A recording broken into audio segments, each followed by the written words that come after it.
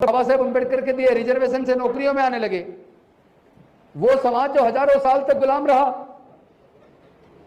वो समाज जिसको मनुस्मृति की वजह से हजारों साल तक पढ़ने से, ज्ञान से, संपत्ति से और व्यापार से वंचित रखा, उनके पढ़ने के रास्ते को सावित्रीबाई फूले, ज्योतिबा फूले जी ने खोला। और वो समाज जब पढ़ लिख कर ज्ञान प्राप्त करने लगा, बाबा साहेब के दिए रिजर्वेशन से यूनिवर्सिटीज के अंदर, कॉलेजेस के अंदर पढ़ने लगा, बाबा साहेब के दिए रिजर्वेशन से सरकारी नौकरियों में आने लगा, तो वो समाज जो 18-18 घंटे, 16-16 घंटे काम करता था, काम के बदले में पैसे नहीं मिलते थे, बचा हुआ घर का खाना मिलता था। जब उस समाज के बच्चे पढ़ने लगे, ज्ञान प्राप्त करने लगे, नौकरियों में आने लगे, तो उस समाज के अंदर बोलने की ताकत आ गई। उस समाज के लोग सत्ता से सवाल करने लगे, लेकिन सत्ता को सवाल पूछना पसंद नहीं है।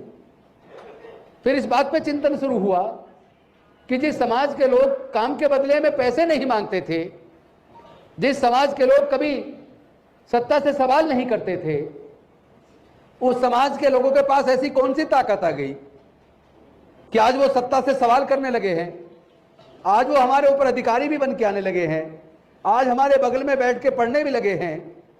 तो ये बेजुबानों के को ये जुबान किसने दी?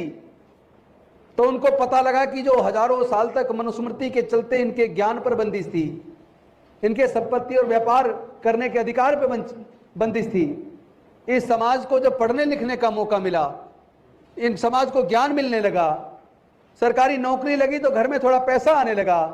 जब ज्ञान और पैसा दोनों आ गया तो बोलने की ताकत आ गई। जो काम के बदले में पैसे नहीं मांगता था, वो आज कहता मुझे न्यूनतम मजदूरी चाहिए। अगर तुम चाहते हो मैं तुम्हारे खेत में काम करूं तो मुझे न्यूनतम इतना पैसा एक दिन में दोगे तो मैं काम करूंगा, वरना मैं नहीं करूंगा।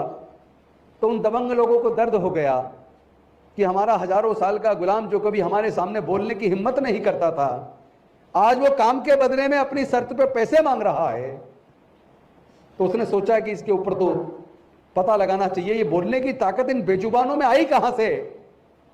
जब इसके ऊपर आरएसएस के शिविर में कहीं चिंतन हुआ, उस चिंतन में उन्हें पता लगा कि मनुस्मृति की वजह से इनके पढ़ने पर, ज्ञान पे बंदिश थी। डॉक्टर अंबेडकर ने इनके रास्ते खोल दिए तो ये पढ़ने लगे, पढ़ने लगे तो ज्ञान आ गया, ज्ञान आ गया तो अच्छे बुरे का अंतर आ गया, और सरकारी नौकरी रिजर्वेशन से 4th क्लास की ही क्यों ना मिली हो, उससे घर में थोड़ा पैसा आने लगा, पैसा आने लगा तो भरपेट खाना मिलने लगा।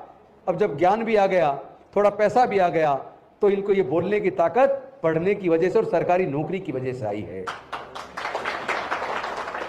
तो उन्होंने उसी शिविर में इंतजाम किया कि पहले तो मनुस्मृति के चलते इनके पढ़ने पे बंदिश थी, इनके व्यापार करने पे बंदिश थी, इनके संपत्ति रखने पर बंदिश थी। अब इनको कैसे रोकें? अब तो मनुस्मृति का शासन नहीं है, अब तो भारत डॉक्टर बाबा साहेब अम्बेडकर के संविधान से चलता है। अब इनको रोक, पढ़ाई पे कैसे बंदिश लगाई जा सकती है?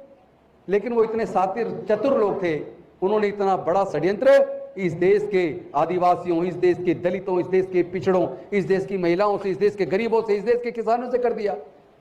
उन्होंने 2 काम किए। पहले तो यह किया कि भाई शिक्षा को इतना महंगा कर दो कि हम संविधान में तो इनको मजबूर है पढ़ाने के लिए, लेकिन इतना महंगा कर दो पैसे के अभाव में अपने आप ही पढ़ाई छोड़ दें।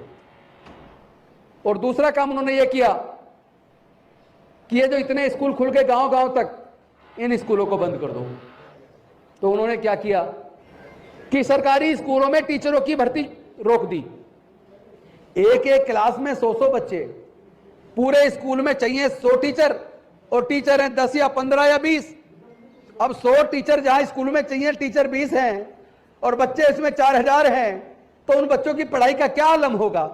एक क्लास में अगर 100 बच्चे बैठे हैं तो एक टीचर 100 बच्चों को अटेंशन कैसे देगा? तो इस तरीके से उन्होंने सरकारी स्कूलों को बर्बाद करना शुरू किया। और उसके बाद दूसरा खेल ये हुआ कि उन्होंने धीरे धीरे सरकारी स्कूलों को बंद करना शुरू कर दिया। ये जो 5000 डाटा कोई बता रहा था, आपको मैं बता दूं, ये 5000 डाटा तो अभी आप उत्तर प्रदेश का जो अभी 5000 स्कूल बंद करने का जो फैसला किया मर्जर करके, आप तो केवल उस 5000 की बात कर रहे हो। मैंने इसका पूरा सर्वे किया, चूंकि मैं इस पे वर्षों से काम कर रहा हूं। मेरे जिंदगी 42 साल सामाजिक आंदोलन में गुजरे हैं। उम्र बेशक मेरी 57 साल है, लेकिन 42 से 43 साल लगातार मेरा जीवन मेरे समाज के लिए गुजरा है। एक एक बात को जानता हूं, बारीकी से सर्वे किया है। आरटीआई एक्टिविस्ट भी हूं, तो मेरे आरटीआई के माध्यम से जो डाटा निकल के आया है, सरकार का दिया हुआ डाटा है, पिछले 15 से 20 सालों के अंदर लगभग 1.25 लाख से 2 लाख सरकारी स्कूल बंद हो गए। 1.25 लाख से 2 लाख के बीच।